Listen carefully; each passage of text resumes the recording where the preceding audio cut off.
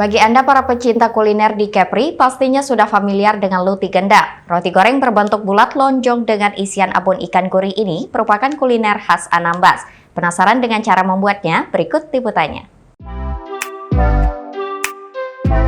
Luti gendang adalah salah satu kuliner yang tak boleh dilewatkan ketika Anda berkunjung ke Kepulauan Riau, khususnya Anambas.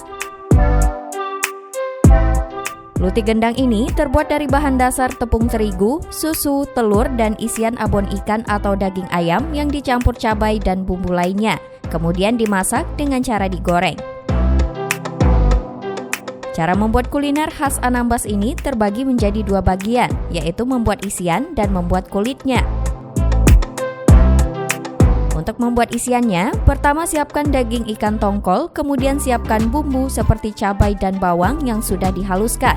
Lalu tumis bumbu hingga beraroma sedap. Kemudian campurkan tumisan bumbu dengan gula merah, air perasan asam, garam, dan daging ikan. Lalu aduk merata dan masak dengan api sedang hingga matang dan kering. Setelah kering, angkat dan sisihkan. Tahapan selanjutnya yaitu membuat kulit. Pertama, siapkan bahan-bahan seperti tepung terigu, susu cair, telur, gula pasir, dan ragi instan ke dalam wadah adonan. Kemudian aduk rata menggunakan mixer.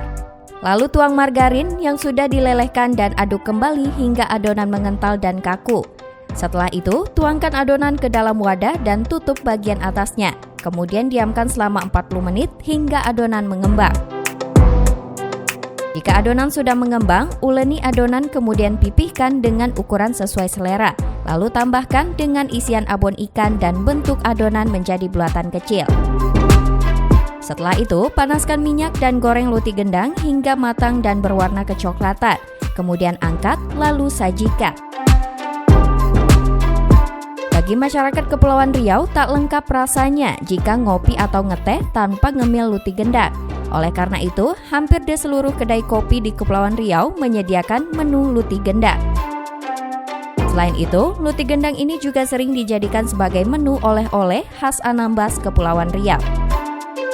Farah Devanti, GoTV News melaporkan.